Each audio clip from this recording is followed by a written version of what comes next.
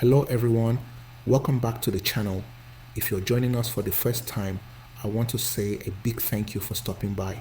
This is a space where we don't shy away from the truth, where we look at the realities of Nigeria with open eyes, with heavy hearts when necessary, but also with a determination to demand something better for our future.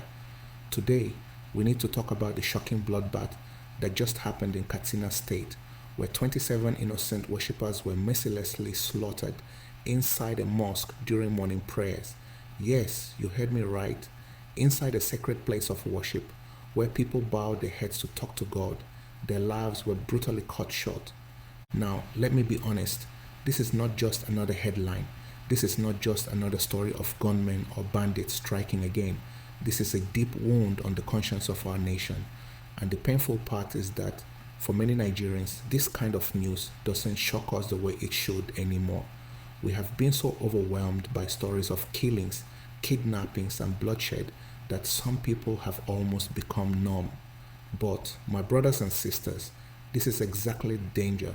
We cannot allow the blood of our people to become just another story. Think about it. 27 lives gone in a single moment. That's 27 families torn apart, mothers crying, children orphaned, wives widowed, husbands grieving. And what was their crime? That they dared to wake up early in the morning to bow their heads in prayer? If a mosque is no longer safe, if a church is no longer safe, if schools are no longer safe, if markets are no longer safe, then what exactly is left in this country that we can call safe? The truth is, this massacre in Katsina speaks to the bigger sickness eating away at Nigeria, our total failure to provide security, the most basic responsibility of any government. How many times have we heard promises of ending insecurity? From Boko Haram to ISWAP, from killer headsmen to so-called bandits, Nigeria has been turned into a slaughterhouse, while those in power continue to play politics as if human lives mean nothing. And when such incidents happen, what do we usually hear? We condemn this attack. We will bring the perpetrators to justice. But justice never comes, and the killings continue. Look around you. Every region of this country is bleeding in one way or another. In the north, it's bandits, terrorists, and kidnappers. In the middle belt, it's communal clashes and farmers' herders' violence. In the south, it's cult clashes, ritual killings, and kidnappings. And yet, our leaders walk around in convoys of 50 security men, while ordinary Nigerians are left defenseless. How did we get here, my people? And more importantly, how do we get out? Let me tell you something. This is not just about bandits holding guns in the bush. This is about bad governance holding Nigeria hostage. This is about a government that has failed for years to invest in security, to create jobs for the youth, to provide quality education, to deal with poverty that breeds violence. Because the truth is, a lot of these young men who end up as bandits were abandoned by the system. No schools, no jobs, no hope, only hunger and anger. And while this does not excuse their evil acts, it shows us that insecurity is not just a security problem, it is also a social and political problem. So what can we do? First, we need leadership that values human lives above politics. Nigerians need to rise up and say enough is enough. We cannot continue recycling leaders who only care about their own pockets while the people keep burying their loved ones. Second, we need to demand that the billions budgeted for security actually translate into real results.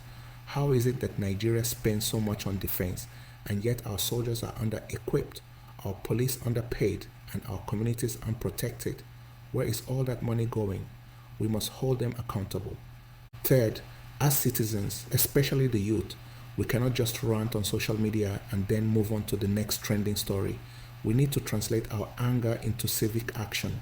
That means registering to vote, joining movements that demand transparency, and refusing to be bought by politicians with rice, oil, or a few naira notes during elections.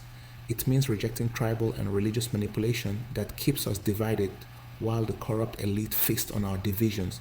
To my brothers and sisters watching this, I want to speak to your hearts. Every time you hear of another massacre, don't just shake your head and say, "Nah, so Nigeria be." No, don't normalize evil. Don't let their propaganda convince you that suffering is your destiny. Nigeria is rich in resources, rich in culture, rich in potential, but poor in leadership. And until we take that truth seriously and act on it, nothing will change. The killings in Katsina are not just about one community, one region, or one religion. This is about all of us. Today is Katsina, tomorrow it could be Enugu, or Benue, or Ogun. Pain does not respect tribe. Bloodshed does not ask for your voter's card. That is why we must stand together as Nigerians, not as Hausa, Igbo, Yoruba, or any other ethnic group. Let me leave you with this thought. Every innocent Nigerian life lost is a wound on the entire nation. The blood of those 27 worshippers in Katsina cries out for justice, cries out for accountability, and cries out for a new Nigeria where safety is not a privilege but a right. We must build that Nigeria, not with empty words, but with action. If you believe in that vision, then this channel is for you. Join this family of truth seekers, people who refuse to be silent, people who believe that Nigeria can and must be better. Like this video to spread awareness. Drop your thoughts in the comment section so we can have a real conversation. Share this video with others so more people can wake up, and of course subscribe to the channel, because together we will keep pushing for change no matter how difficult it seems. Nigeria is our home. We cannot run away from it. We owe it to ourselves and to the generations coming after us to fight for a nation where we can worship without fear, travel without fear, live without fear. May the souls of those lost in Katsina rest in peace, and may their deaths not be in vain. Thank you for watching, and stay tuned for more bold, truth-centered content.